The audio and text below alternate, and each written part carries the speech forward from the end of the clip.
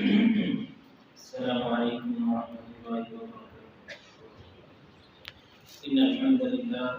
نحمده ونستعينه ونستغفره ونعوذ بالله من شرور أنفسنا ومن سيئات أعمالنا. من يهده الله فلا مضل له ومن يضلل فلا هادي له. أشهد أن لا إله إلا الله وحده لا شريك له وأشهد أن محمدا عبده ورسوله. يا أيها الذين آمنوا اتقوا الله حق تقاته ولا تموتن إلا وأنتم مسلمون. يا أيها الناس اتقوا ربكم الذي خلقكم من نفس واحدة وخلق منها زوجها وبث منهما رجالا كثيرا ونساء. واتقوا الله الذي تساءلون به والأرحام إن الله كان عليكم رقيبا. يا أيها الذين آمنوا اتقوا الله وقولوا قولا سديدا يصلح لكم أعمالكم ويغفر لكم ذنوبكم ومن يطع الله ورسوله فقد فاز فوزا عظيما. أما بعد فإن خير الحديث كتاب الله وخير الهدي هدي محمد صلى الله عليه وسلم وشر الأمور محدثاتها وكل محدثة بدعة وكل بدعة ضلالة وكل ضلالة في النار. اللهم صل على محمد وعلى آل محمد كما صليت على إبراهيم وعلى آل إبراهيم إنك حميد مجيد. اللهم بارك على محمد وعلى آل محمد كما باركت على إبراهيم وعلى آل إبراهيم إنك حميد مجيد. سبحانك لا علم لنا إلا ما علمتنا إنك أنت العليم الحكيم. رب اشرح لي صدري ويسر لي أمري واحلل عقدة من لساني يفقهوا قولي. أعوذ بالله السميع العليم من الشيطان الرجيم. فقد قال الله تعالى: للرجال نصيب مما ترك الوالدان والأقربون وللنساء نصيب مما ترك الوالدان والأقربون مما قل منه أو كثر نصيبا مفروضا. گزشتہ خطبہ جمعہ میں ہم نے وراثت کی تقسیم کے کچھ مسائل بیان کیے تھے. کچھ ابتدائی باتیں اس کی تھیں جن میں بنیادی بات یہ تھی کہ اسلام وہ مذہب ہے کہ جس نے جائیداد کی تقسیم کا ایک عادلانہ نظام پیش کیا ہے اور باقاعدہ مردوں کے ساتھ ساتھ خواتین کا نام لے کے یہ بتایا ہے کہ جس طرح مرد وارث ہوتے ہیں اس طرح خواتین بھی وارث ہوتے ہیں. اور پھر میں نے یہ بھی عرض کیا تھا کہ اسلام سے ہٹے جو دیگر مذاہب ہیں اور دیگر آپ کہہ لیں جو قوانین رائج ہیں ان میں بعض میں تو عورت کو سرے سے کوئی حصہ دیا ہی نہیں جاتا اور جن میں دیا جاتا ہے وہ بھی آپ کہہ رہے ہیں کہ کوئی عدل و انصاف پہ مبنی چیز نہیں ہے. یا آپ کہہ رہے ہیں کہ کم اگرچہ اسلام میں بھی مرد اور عورت کے حصوں میں فرق ہے لیکن یہ ہے کہ دیگر مذاہب میں جو فرق ہے وہ اسلام کے مقابلے میں بھی بہت زیادہ ہے. تو یہ بات صرف اس پس منظر میں کی تھی کہ اگر کوئی یہ کہتا ہے کہ اسلام کے اندر عورت کو اس کے حقوق نہیں ملتے تو اس کا مطلب ہے دیگر مذاہب میں تو مولا ان چیزوں کی ان کے حقوق کا خیال نہیں رکھا جاتا ہے, ان چیزوں کا خیال نہیں رکھا جاتا. یہ بات بھی میں نے عرض کر دی تھی کہ مرد کو حصہ زیادہ کیوں ملتا ہے اور عورت کو کم کیوں ملتا ہے. اس کا بنیادی نقطہ یہ تھا کہ چونکہ مرد کی ذمہ داری زیادہ ہوتی ہے, مرد جو ہے آپ کہہ رہے ہیں کہ اس کے ذمہ جو اخراجات ہیں وہ زیادہ ہوتے ہیں, اس لیے اللہ تعالیٰ نے اس کو حق بھی زیادہ دیا ہے جائیداد کے اندر. اور خواتین پہ اس طرح کی ذمہ داریاں نہیں ہیں تو اس لیے خواتین کو اس نسبت سے حق بھی ذرا کم دیا جاتا ہے. یہ بات بھی آپ سماعت کر چکے ہیں کہ کسی بھی چیز کو طے کرنے کے دو طریقے ہیں. ایک طریقہ یہ ہے کہ ہم خود طے کریں, میں طے کر لوں یا آپ کر لیں یا کوئی اور شخصیت ہمیں طے کر کے دے دے کہ یہ چیز صحیح ہے یہ غلط ہے. تو انسانوں کا جو صحیح یا غلط طے کرنے کا پیمانہ ہے اس میں کبھی بھی اتفاق نہیں ہو سکتا, اس میں کبھی بھی اتفاق نہیں ہو سکتا. ایک بندہ کوئی بات کہے گا, دو چار بندے کوئی اور بات کہیں گے. تو دوسرا طریقہ یہ ہے کہ ہمارا خالق و مالک جو ہے اگر وہ ہمارے لیے طے کر دیں, وہ ہمیں ہمارے درمیان تقسیم کر دے تو اس تقسیم پہ ہم سب کو راضی ہونا چاہیے اور یہ سمجھ لینا چاہیے. اگر نہیں بھی سمجھ آ رہی تو پھر بھی سمجھ لینا چاہیے کہ اس سے بہتر اور کوئی تقسیم ہو نہیں سکتی. بلا مجھے سمجھ آتی ہے کہ نہیں آتی. آج کے خطبہ جمعہ میں وراثت سے متعلق کچھ اہم باتیں ہیں وہ میں عرض کرتا ہوں۔ ان میں سب سے پہلی بات جو ہے وہ یہ ہے کہ جو جائیداد کوئی بھی بندہ چھوڑ کے جاتا ہے اس میں کن کن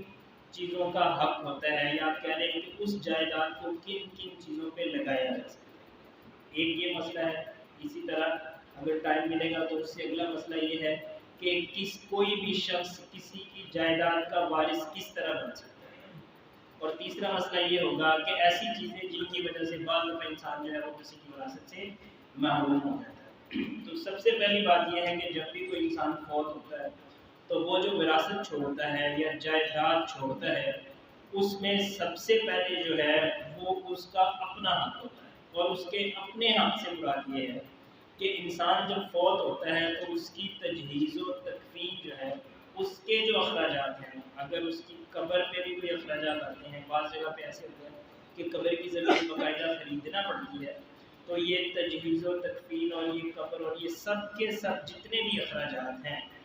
اگر کوئی اور بندہ یہ نہیں کرتا تو وہ میت کی اپنی جائیداد سے سب سے پہلے ان اخراجات کو نکالا جائے۔ اس میں ویسے مسئلہ کوئی نہیں ہے، اگر کوئی اور بھی اس کو کفن دینا چاہے یا اس کی تجہیز و تکفین کے اخراجات برداشت کرنا چاہے، اس کا کوئی رشتہ دار یا کوئی بھی،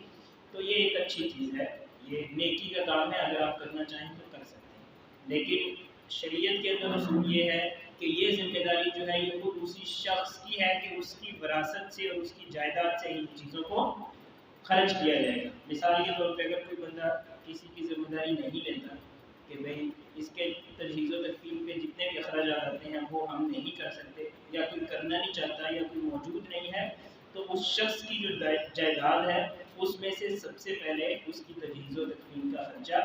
نکالا جائے گا۔ یہ نہیں کہا جائے گا کہ بھئی وہ تو مر گیا ہے تو اب یہ جائیداد تو آگے لوگوں میں منتقل ہو گئی، بلکہ سب سے پہلے یہ تجہیز و تکفین کے جو اخراجات ہیں وہ اس کی جائیداد سے نکالے جائیں گے، پہلی بات۔ دوسری بات یہ ہے کہ انسان جب فوت ہوتا ہے تو بعض دفعہ اس طرح ہوتا ہے کہ اس کے ذمہ قرض ہوتا ہے، اس کے ذمہ قرض ہوتا ہے، تو اس کی جو جائیداد اس نے چھوڑی ہوئی ہے اس کی تجہیز و تکفین کے بعد یہ کوشش کی جائے گی کہ اس کا جتنا بھی قرض ہے یا جتنا بھی مقروض ہے تو اس کی جائیداد سے اس کا قرض ادا کیا جائے گا۔ اس کی جائیداد سے اس کا قرض ادا کرنے کے بعد اگر کوئی چیز بچے گی تو وہ آگے تقسیم ہوگی، ورنہ وہ اس کے آگے تقسیم نہیں ہوگی۔ قرض جو ہے نا اس کی بھی دو صورتیں ہیں، قرآن کریم میں ویسے آتا ہے من بعد وصیۃ توصون بہا او دین، کہ میت کی جو وراثت آپ نے تقسیم کرنی ہے تو وہ وصیت کے نفاذ کے بعد اور قرض کی ادائیگی کے بعد یہ ہوگا۔ لیکن حضرت ابن عباس رضی اللہ تعالیٰ عنہ اور حضرت علی رضی اللہ تعالیٰ عنہ نے یہ بات بیان فرمائی کہ اگرچہ قرآن کریم میں وصیت کا پہلے ذکر ہے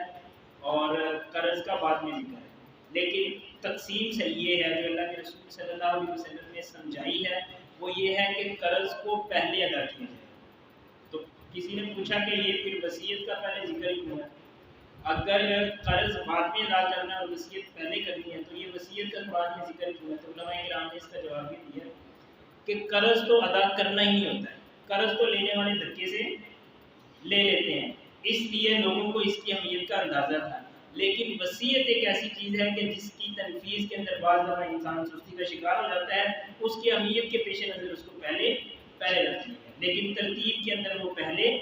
نہیں ہے۔ ترتیب کے اندر جو ہے وہ قرض کی ادائیگی ہی پہلے ہے۔ قرض کی ادائیگی بھی اس کو علماء کرام نے اس انداز سے بیان کیا ہے کہ اس کی دو صورتیں ہیں، قرض کی ادائیگی کی دو صورتیں ہیں، یا آپ کہہ لیجیے کہ دو قسمیں ہیں۔ ایک قرض ایسا ہے جو اللہ کا قرض ہے، اور ایک قرض ایسا ہے جو اللہ کے بندوں کا قرض ہے۔ جو اللہ کے بندوں کا قرض ہے وہ تو ہمیں سمجھ میں آتی ہے نا کہ کسی سے پیسے لیے ہوئے ہوں تو انسان فوت ہو جائے تو ظاہر ہے اس کے پیسے دینے ہی دینے ہیں، یا اسی طرح کسی سے کوئی چیز اپنی گروی رکھوا کے کسی سے پیسے وغیرہ لیے ہوں تو ظاہر وہ بھی اس کو واپس کرنے پڑیں گے۔ اللہ کے قرض سے مراد یہ ہے کہ کوئی شخص وہ صاحب حیثیت ہو گیا، صاحب استطاعت ہو گیا، مثلا وہ حج کر سکتا تھا، اس کے پاس اتنے پیسے تھے لیکن اس نے حج نہیں کیا، تو گویا کہ اللہ کا ایک ذمہ اس کے اوپر فرض ہو چکا تھا اور اس کے اوپر یہ حج کرنا گویا کہ ایک قرض بن چکا تھا، لیکن وہ نہیں ادا کر سکا، تو اب اس کے فوت ہونے کے بعد اس کی طرف سے کوئی نہ کوئی حج کرے گا اور اس کے اخراجات اس کی جائیداد سے اس کی جائیداد سے ادا کیے جائیں گے۔ اس میں ویسے تھوڑا سا آپ کہہ لیں کہ علماء کے اختلاف رائے ہیں، وہ یہ ہے اکثر علماء کی رائے یہی ہے کہ اگر کسی پہ حج فرض ہو چکا ہے اور وہ اس دنیا سے چلا گیا اور اس کی آپ کو پتہ ہے حج کب فرض ہوتا ہے؟ حج تب فرض ہوتا ہے کہ جب انسان جسمانی طور پہ بھی کرنے پہ قادر ہو اور اس کے پاس پیسے بھی ہوں۔ تو اب آپ دیکھیں کہ جو انسان فوت ہوا اور اس کے اوپر حج فرض ہو چکا ہوا، اس کا مطلب یہ ہے کہ اس کے پاس اتنے پیسے تھے کہ وہ حج کر سکتا ہے، اور یقیناً جو اس نے وراثت چھوڑی ہوگی اس کے اندر اتنے پیسے ضرور ہوں گے کہ اس سے حج کیا جا سکے۔ لہٰذا جب وہ فوت ہو جائے گا تو اس کی اولاد اور اس کے ورثاء جو ہیں ان کو چاہیے کہ وہ یا تو خود حج کریں اپنے والد یا والدین جس کی طرف سے بھی، اور یا پھر یہ ہے کہ وہ کسی کو ان کی طرف سے حج کروائیں۔ تو یہ اللہ تعالیٰ کا قرض ہے، اور جو انسانوں کا قرض ہے وہ میں بیان کر چکا ہوں۔ نبی کریم صلی اللہ علیہ وسلم کا ارشاد گرامی ہے نفس المؤمن معلقۃ بالدین حتی یقضى عنہ، انسان کی جان جو ہے وہ تب تک معلق رہتی ہے جب تک کہ اس کا قرض ادا نہیں کرتی ہے۔ جب تک اس کا قرض اس کے ذمہ رہتا ہے گویا کہ وہ اس کی جان جو ہے وہ شکنجے کے اندر رہتی ہے، وہ پابندی کے اندر رہتی ہے، وہ قید رہتی ہے۔ اگر ہم چاہتے ہیں کہ اس کی جان جو ہے اور اس کا نفس جو ہے اور وہ جو شخص اس دنیا سے چلا گیا ہے، اگر اس کو قید سے آزادی مل جائے اور اس کو سختی سے آسانی مل جائے اور تنگی سے اس کو فراخی مل جائے تو اس کا قرض ادا کرنا ضروری ہے۔ آپ حیران ہوں گے کہ شہید جو ہے اس کی بہت زیادہ فضیلت ہے، شہید کی بہت زیادہ فضیلت ہے۔ نبی کریم صلی اللہ علیہ وسلم نے فرمایا کہ اس کے شہید ہوتے ہیں اس کے سارے گناہ معاف کر دیے جاتے ہیں الا الدین، سوائے قرض کے۔ اگر کوئی شہید ہو جاتا ہے اور اس حالت میں وہ شہید ہوا ہے کہ اس نے کسی کا قرض دینا تھا تو وہ قرض باہر صورت اس کی طرف سے ادا کرنا ہی پڑے گا۔ تو جائیداد میں سب سے پہلے یہ ہے کہ تجہیز و تکمیل کی جائے گی، پھر اس کے بعد اس شخص پہ جو قرض ہے وہ ادا کیا جائے گا، اور پھر تیسرے نمبر پہ اگر اس نے کسی کے لیے وصیت کی ہوئی ہے تو اس وصیت کی تنفیذ کی جائے گی۔ وصیت سے مراد یہ ہوتا ہے کہ آپ کسی شخص کے بارے میں کیا دیتے ہیں کہ میری جائیداد کا اتنا حصہ اس کو دے دیا جائے یا اس کو اتنے پیسے دے دیے جائے، یا میرا فلاں گھر ہے وہ اس فلاں شخص کو دے دیا جائے، یا میری گاڑی اس کو دے دی جائے، یا آپ کہہ لیں کہ جائیداد کی جتنی بھی صورتیں ہو سکتی ہیں اس کا کچھ حصہ آپ کسی اور کو دے دیں۔ لیکن یہ وصیت جو ہے نا، اس حوالے سے بڑی کچھ باتیں آپ نے ذہن میں رکھنی ہے۔ سب سے پہلی بات یہ ہے کہ وصیت جو ہے نبی کریم صلی اللہ علیہ وسلم کے ارشاد گرامی ہے، حجۃ الوداع کے موقع پہ آپ نے فرمایا تھا ان اللہ اعطى كل ذی حق حقہ فلا وصیۃ لوارث، اللہ نے جن کا جو حق تھا یعنی ورثاء کا جو حق بنتا تھا وہ اللہ نے قرآن و سنت کے اندر بیان کر دیا ہے۔ اب کوئی اگر وصیت کرنا چاہتا ہے تو وہ وارث کے لیے وصیت نہیں کر سکتا۔ اب آپ دیکھیں نا کہ ایک بیٹا ہے تو وہ تو اپنے والد کا پہلے ہی وارث بن رہا ہے، بیٹی اپنے والد کی پہلی، بیوی پہلی وارث ہے، خاوند پہلی وارث ہے، ماں پہلی وارث ہے، باپ پہلے ہی وارث ہے۔ تو کوئی بندہ یہ کہے کہ میری بیٹی کو آدھا حصہ ملنا ہے اور بقیہ آدھا حصہ جو ہے وہ میں اس کو وصیت کر دیتا ہوں، تو جو وارث بن جاتے ہیں جن کا شرعی حصہ موجود ہو جائیداد کے اندر، ان کے لیے وصیت کرنا جائز نہیں ہے۔ آپ وصیت انہیں کے لیے ہی کر سکتے ہیں جو وارث نہیں بنتے۔ اور اس کی ایک بڑی مشہور اور عام فہم مثال میں آپ کے سامنے رکھتا ہوں۔ یہ پوتے کی وراثت کا مسئلہ ہمارے معاشرے میں بڑا عام ہوتا ہے۔ مثال کے طور پہ ایک شخص ہے، وہ فوت ہوا ہے، اس کے 3 بیٹے ہیں، آپ کہہ رہے ہیں اس کے 3 بیٹے ہیں، تو ان 3 بیٹوں میں سے ایک بیٹا اس کے بھی فوت ہونے سے پہلے ہی فوت ہو چکا ہوا ہے، اور وہ جو اس کا تیسرا بیٹا اس کے فوت ہونے سے پہلے فوت ہو چکا ہوا ہے، اب اس کی بھی آگے اولاد ہے۔ شریعت کا اصول یہ ہے، وراثت کی تقسیم کا اصول یہ ہے کہ جب چچا موجود ہو یعنی فوت ہونے والے کا بیٹا موجود ہو تو اس کے پوتے وارث، اس کے پوتے یا پوتیاں پھر وارث نہیں ہو سکتے۔ پوتے یا پوتیاں اسی صورت میں وارث ہوتے ہیں کہ جب بیٹا یا بیٹی میں سے کوئی موجود نہ ہو۔ اب مسئلہ یہ ہے، ہم کہتے ہیں کہ وہ جی میرا بیٹا جو پہلے فوت ہو گیا ہے، اب اس کی اولاد جو ہے اس کو میری وراثت سے کوئی حصہ نہیں ملے گا، تو اب پھر لوگ بھلا کیا کرتے ہیں؟ وہ کہتے ہیں جی دیکھیں جتنا میرے بیٹوں کو حصہ ملنا ہے اتنا ہی میں ان کو دے دیتا ہوں۔ تو دیکھیے یہ شرعی طور پہ تو درست نہیں ہے، یعنی شرعی طور پہ ان کا کوئی حصہ نہیں بنتا، لیکن اگر آپ چاہیں تو آپ وصیت کر سکتے ہیں۔ آپ کہیں کہ میرے پوتے جو ہے وہ ویسے تو میرے وارث نہیں بنتے، لیکن میں ان کے لیے وصیت کر دیتا ہوں کہ ان کو بھی میری جائیداد کا اتنا حصہ دیا جائے، تو ایسی صورت میں بالکل ٹھیک ہوگا۔ تو سب سے پہلے وصیت کے لیے سب سے پہلی بات یہ ہے کہ وہ کسی وارث کے لیے نہیں کی جا سکتی۔ دوسری بات یہ ہے کہ وہ 1/3 سے زیادہ نہیں کی جا سکتی۔ وصیت جو ہے وہ 1/3 مال سے زیادہ نہیں کی جا سکتی۔ مثال کے طور پہ آپ کہہ رہے ہیں کہ کسی کی جائیداد اگر 100 روپیہ ہے نا، تو 100 روپے میں سے اگر آپ وصیت کسی کو کرنا چاہتے ہیں تو زیادہ سے زیادہ جو ہے نا وہ 33 روپے کی آپ وصیت کر سکتے ہیں۔ اگر آپ کہیں کہ میں 35 روپے یا 40 روپے یا میں 50 روپے یا میں آدھی جائیداد دے دوں، تو آدھی جائیداد دینا حضرت سعد بن ابی وقاص رضی اللہ تعالیٰ عنہ کے بارے میں آتا ہے۔ حجۃ الوداع کے موقع پہ یہ کافی بیمار ہو گئے، اور اتنے زیادہ بیمار ہو گئے کہ انہیں ایسے لگا کہ شاید اب میرا آخری وقت آن پہنچا ہے۔ تو نبی کریم صلی اللہ علیہ وسلم آپ کی عیادت کے لیے تشریف لائے۔ آپ نے نبی کریم صلی اللہ علیہ وسلم کو یہ کہا کہ میری تکلیف آپ دیکھ ہی رہے ہیں کیا صورتحال ہے،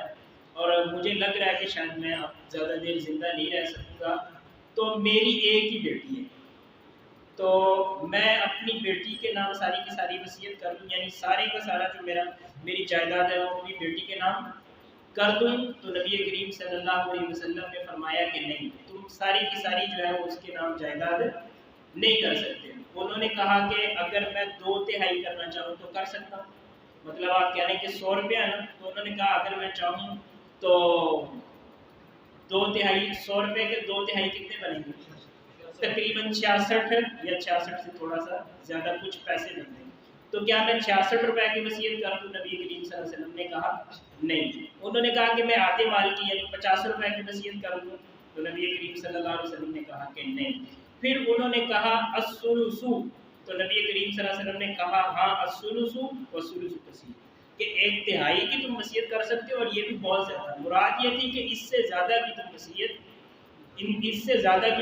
نہیں کر سکتے۔ تو اگر ہم کسی غیر وارث کو، مطلب جو ہمارے وارث ہیں ان کا حصہ تو اللہ نے مقرر کر دیا، وہ تو ہم اپنی طرف سے اس میں کمی بیشی کر ہی نہیں سکتے۔ وصیت ہم نے غیر وارث کو ہی کرنی ہے، لیکن یہ والی جو وصیت ہے یہ ہم 1/3 سے زیادہ نہیں کر سکتے۔ بعض دفعہ اس طرح ہوتا ہے نا کہ ہمارے معاشرے میں ہم یہ دیکھتے ہیں کہ ہم کسی کا کہنے کہ کسی کو منہ بولا اپنا بیٹا بنا لیتے ہیں، وہ بڑی خدمت کرتا ہے، ساری عمر وہ ساتھ رہتا ہے، تو پھر ہمیں یہ بات سمجھ آتی ہے کہ میری اپنی اولاد جو ہے انہوں نے تو ساری عمر مجھے پوچھا نہیں ہے، تو اصل تو میرا خیر خواہ یہ ہے۔ تو بعض دفعہ ذہن میں آتا ہے کہ میں ساری کی ساری جائیداد اسی کے نام کر دیتا ہوں، تو اپنی اصل تاکہ میری اصل اولاد میں رہ جائے۔ تو دیکھیے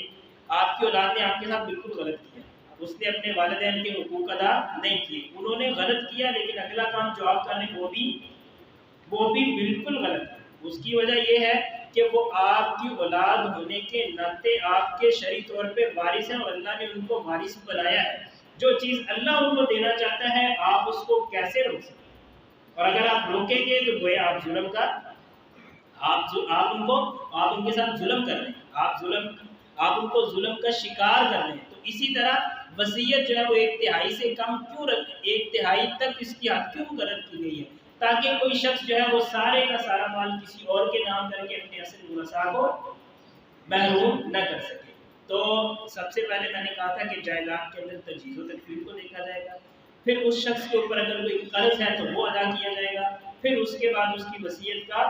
نفاذ کیا جائے گا، اور ان سب چیزوں کے بعد جو مال بچے گا وہ پھر اس کی وہ وراثت ہوگا جس کے باقاعدہ شریعت نے حصے بیان کیے۔ مطلب یہ ہے ایسے نہیں ہوگا کہ اگر کسی کی بیٹی ہے یا بیٹا ہے اور شریعت نے یہ کہا ہے کہ اس کو آدھا مال دے دیا جائے، تو یہ نہیں ہوگا کہ اس کا 100 روپیہ ہے تو اس کے 50 روپے دینا وہ اس کے بیٹے یا بیٹی کو دے دیے جائیں، اور بقیہ سب میں سے تجہیز و تکفین اور اس کا قرضہ اور اس کی وصیت نہیں، ایسے نہیں۔ یہ سارے کام کرنے کے بعد جو پیسے بچیں گے پھر اس کے اندر اور حصے بھی اسی طرح سے نکالے جائیں گے۔ یہ کچھ بنیادی باتیں تھیں۔ اس کے بعد اگلی بات یہ ہے کہ کوئی بھی شخص کسی کا وارث کب ہو سکتا ہے، یعنی آپ کہہ رہے ہیں کہ وہ کون سے تعلقات ہیں جن کی وجہ سے ہم کسی کے وارث بن سکتے ہیں۔ تو ان میں سے سب سے پہلی اور آسان سی بات یہ ہے کہ خونی رشتے کی وجہ سے ہم کسی کے وارث بن سکتے ہیں۔ مطلب یہ ہے کہ کوئی فوت ہوا ہے تو اس کی اولاد اس کی وارث بنے گی، کوئی فوت ہوا ہے تو اس کے ماں باپ اس کے وارث بنیں گے، یعنی جن کے ساتھ اس کا خونی تعلق ہے، خونی رشتہ ہے، وہ اس کے وارث بنیں گے، اگرچہ اس میں تفصیل ہے کہ وہ کب سارے کے سارے وارث بنیں گے، کب کون وارث بنے گا اور کون وارث نہیں بنے گا۔ تو جائیداد کا حقدار ہونے کے لیے جو سب سے پہلا تعلق ہے اس کو نسب کہا جاتا ہے، یا نسبی رشتہ داری یا خونی رشتہ داری اس کو کہا جاتا ہے۔ اسی طرح دوسرا جو تعلق ہے وہ نکاح کا تعلق ہے۔ کسی بھی شخص کو کسی دوسرے کی وراثت کا حقدار بنانے کا جو دوسرا تعلق ہے وہ نکاح کا تعلق ہے، اور وہ ظاہر دو لوگوں کے درمیان میں ہو سکتا ہے۔ اگر فوت ہونے والا خامد ہے تو اس کی بیوی نکاح کی وجہ سے اس کی وارث ہوگی، اور اگر فوت ہونے والی بیوی ہے تو اس کا خامد اس کے نکاح کی وجہ سے اس کا وارث ہوگا۔ ایک تیسری صورت بھی موجود ہے جس وجہ سے ایک دوسرے کا وارث ہوا جا سکتا ہے، لیکن وہ ہمارے یہاں عام طور پہ موجود نہیں ہے، جس کو ولا کہا جاتا ہے۔ ولا سے مراد یہ ہے کہ پہلے زمانے میں لوگوں کا آپس میں ایک تعلق یہ ہوتا تھا کہ وہ غلام اپنے خرید لیتے تھے، غلام خرید لیتے تھے، یا بعض دفعہ وہ جنگوں میں جاتے تھے تو وہاں سے جو جنگی قیدی ہوتے تھے وہ ان کے غلام بن جاتے تھے۔ تو یہ جو غلامی کا اور آقا اور غلام کا آپس میں تعلق ہے اس کو ولا کہا جاتا ہے، اور اس وجہ سے بھی ایک دوسرے کا وارث ہو جاتا ہے۔ لیکن ہمارے ہاں یہ معاشرے میں اس وقت سرے سے یہ چیز موجود نہیں ہے، اور اگر کسی کے ساتھ کوئی یہ ملازمین اور نوکر اور یہ گھریلو یہ والے جو ہے یہ غلاموں میں بالکل نہیں آتے، یہ آزاد لوگ ہیں۔ یہ اگرچہ آپ کے ملازم اور آپ کے ماتحت ہیں، لیکن یہ آزاد لوگ ہیں اور ان کے غلاموں والے حقوق نہیں ہیں۔ تیسری بات یہ ہے کہ کچھ ایسی چیزیں ہیں جن کی وجہ سے انسان جو ہے وہ وراثت سے محروم ہو جاتا ہے، کسی دوسرے کی وراثت سے محروم ہو جاتا ہے۔ ان میں سے سب سے پہلا آپ کہہ لیجیے کہ جو معنی ہے یا سب سے پہلے جو رکاوٹ ہے، جو چیز وراثت کے اندر رکاوٹ بنتی ہے وہ یہ ہے کہ کوئی وارث جس سے وارث بننے والے اس کو قتل کرے۔ ایسے ہوتا ہے کہ نہیں ہوتا؟ ایسے عام معاشرے میں ہوتا ہے کہ کوئی شخص ہے اس کے پاس بڑا پیسہ ہے، اور مطلب یہ ہے کہ اس کی اولاد جو ہے وہ یہ سمجھتی ہے کہ ہمارے والد جب اس دنیا سے جائیں گے تو ہمیں اس کی وراثت ملنی ہے، تو ہو سکتا ہے کہ کسی کے ذہن میں شیطان کی بات ڈالے کہ چلو جی میں اس کو قتل کر دوں۔ اس سے زیادہ واضح مثال یہ ہے کہ یہ جو شادیاں آپس میں کرتے ہیں بعض لوگ صرف اسی لالچ میں شادی کرتے ہیں تاکہ دوسرے کا مال مجھے مل جائے گا، اور عام طور پہ اس طرح ہوتا ہے کہ اگر خاتون جو ہے وہ بہت مالدار ہے اور اس کی عمر بہت زیادہ ہو چکی ہوئی ہے تو کئی نوجوان لڑکے اس کے ساتھ شادی کرنے کے لیے صرف اس وجہ سے تیار ہو جاتے ہیں کہ وہ اس دنیا سے جائے گی تو سارا مال، اور اس کے برعکس بھی ہوتا ہے۔ بعض دفعہ بوڑھے لوگ ہوتے ہیں، بابا جی ہوتے ہیں، ان کی عمر سمجھے کہ وہ ساری گزار چکے ہوتے ہیں لیکن ان کے پاس پیسہ بہت زیادہ ہوتا ہے، تو نوجوان خواتین جو ہیں لڑکیاں ہیں وہ صرف اس لیے شادی کر لیتی ہیں یا ان کی کروا دی جاتی ہے تاکہ اس کا سارا مال ہڑپ کر دیا جائے، اور جب شادی ہو جاتی ہے تو پھر یہ بھی جلدی ہوتی ہے کہ اب یہ جلدی سے جلدی مرنا چاہیے، تو اس کو بعض دفعہ وہ مروا بھی دیتے ہیں۔ تو یہ بات ذہن میں رکھیں، اگرچہ معاشرے کو پتہ چلے کہ نہ پتہ چلے، لوگوں کو پتہ چلے کہ نہ پتہ چلے، آپ کی اس دنیا کے اندر پکڑ ہو کہ نہ ہو، اگر کسی نے اس لالچ کے اندر آ کے یا اس لالچ سے بغیر کسی وجہ سے کسی کو مار دیا، وہ اگرچہ اس کا شرعی طور پہ وارث بنتا ہی کیوں نہ ہو وہ اس کی وراثت سے محروم ہو، اور ایسی صورت میں اگر وہ نبی کریم صلی اللہ علیہ وسلم کے ارشاد گرامی ہے لیس للقاتل من المیراث شیء، قتل کرنے والے کے لیے وراثت سے کچھ بھی نہیں ہے، کوئی چیز بھی نہیں ہے، ایک کوڑی بھی وہ نہیں لے سکتا۔ اس طرح نبی کریم صلی اللہ علیہ وسلم نے فرمایا لا یرث القاتل شیئا، قاتل جو ہے وہ مقتول کی کسی چیز کا وارث نہیں بن سکتا۔ اگر قتل کرنے والا بیٹا ہے اور اس نے اپنے باپ کو قتل کر دیا تو اس کو کوئی حصہ ملنے والا نہیں ہے، اگر بیوی ہے شوہر کو قتل کر دیا تو اس سے کوئی وارث، یعنی اس طرح کی جتنی بھی صورتیں ہو سکتی ہیں تعلقات کی اور وراثت منتقل ہونے کی، آپ کہہ لیجئے کہ وراثت کے اسباب کی جتنے بھی صورتیں ہو سکتی ہیں، مطلب آپ کا کسی کے ساتھ خونی رشتہ موجود ہے یا نکاح کا تعلق آپ کا اس کے ساتھ موجود ہے، لیکن خدا نہ خواستہ آپ نے اس کو قتل کر دیا ہے، وہ صحیح آپ نے قتل اس کو مطلب جان بوجھ کے قتل کیا ہے یا غلطی سے قتل کر دیا ہے یا اس کی کوئی بھی وجہ بنتی ہے تو آپ اس کے وارث کبھی بھی نہیں ہو سکتے۔ ایک صورت علماء کرام نے صرف یہ بیان کی ہے کہ بعض دفعہ اس طرح ہوتا ہے آپ کسی کو قتل کرنا ہی نہیں چاہتے، نہ ہی آپ کا ارادہ ہے، لیکن مثال کے طور پہ بیٹا جو ہے وہ گاڑی چلا رہا تھا، تو گاڑی چلاتے چلاتے وہ گھر میں آیا تو اس کی والدہ جو ہے نا وہ گاڑی کے نیچے آ گئی، یا اس کی والدہ رستے میں کسی جگہ پہ کھڑی ہوئی تھی، وہ گاڑی چلا رہا تھا تو ایکسیڈنٹ ہوا تو اس کے اندر اس کی والدہ فوت ہو گئی۔ تو ایسی صورت میں علماء کرام یہ کہتے ہیں اگر یہ بات حتمی طور پہ کنفرم ہو جائے کہ یہ قتل جو ہے اس نے جان بوجھ کے نہیں کیا اور قتل کرنے کا اس کا ارادہ بھی نہیں تھا بلکہ یہ حادثاتی طور پہ اس طرح ہوا ہے، اگر یہ کنفرم ہو جائے تو قاضی یہ فیصلہ کر سکتا ہے کہ یہ اس کی وراثت سے محروم نہیں ہوگا۔ لیکن ایسی صورت میں میں آپ سے یہ عرض کر رہا ہوں کہ بعض چیزیں ایسی ہیں، اگر آپ سمجھتے ہیں کہ آپ نے کسی کو قتل کرنے کی نیت سے کوئی حادثہ کیا ہے تو ایسی صورت میں اللہ کے ہاں آپ اس مال کے حقدار نہیں ہیں، اگرچہ آپ دنیا کے اندر اس مال کو لے بھی لیں، اور اگر آپ لے لیں گے تو گویا کہ آپ حرام مال کے وارث ہوئے۔ من استعجل شيئا قبل اوانه عوقب بحرمانه، یہ علماء کرام نے اسی سے ایک قاعدہ بھی اخذ کیا ہے کہ جو شخص کسی چیز کو وقت سے پہلے حاصل کرنا چاہتا ہے وہ اس سے محروم ہی کر دیا۔ اب آپ دیکھیں نا کہ ایک بیوی جو ہے وہ اپنے شوہر کی اس نے وارث بننا ہی بننا تھی، جب اس کا شوہر فوت ہوتا اس نے اس کی وارث بن جانا تھا، لیکن اس نے جلدی کی تاکہ میں جلدی جلدی اس کو قتل کر دوں اور اس کی وارث بن جاؤں، تو شریعت نے اس کو اس سے محروم ہی کر دیا۔ تو ایک یہ ہے کہ اگر آپ کسی کو قتل کر دیتے ہیں، کوئی وارث اپنے مورث کو قتل کر دیتا ہے تو اس کی وراثت کا حصے دار نہیں ہوگا، چاہے وہ اس کا جتنا بھی قریبی ہو۔ دوسری بات یہ ہے کہ اگر دین مختلف ہے، مثال کے طور پہ فوت ہونے والا مسلمان ہے اور اس کا بیٹا عیسائی یا یہودی ہو گیا ہے تو وہ بھی اس کو بھی وراثت سے کچھ، نبی کریم صلی اللہ علیہ وسلم نے فرمایا لا یرث الکافر المسلم، کافر جو ہے وہ مسلمان کی وراثت کا حقدار نہیں ہوگا۔ علماء کرام نے اس بات کو اس طرح بیان کیا ہے کہ اگر دین مختلف ہو جائے، آپ کا مذہب مختلف ہو جائے تو وہ پھر ایک دوسرے کے وارث نہیں بنیں گے۔ اسی طرح کچھ اور بھی چیزیں ہیں جن کی وجہ سے انسان جو ہے وہ ایک دوسرے کے وارث نہیں بن سکتے، لیکن مشہور چیزیں یہی ہیں۔ اللہ تعالیٰ سے دعا ہے کہ اللہ تعالیٰ ہمیں ان باتوں کو سمجھنے کی اور ان کے اوپر عمل پیرا ہونے کی توفیق عطا فرمائے۔ آمین۔ وآخر دعوانا الحمد للہ۔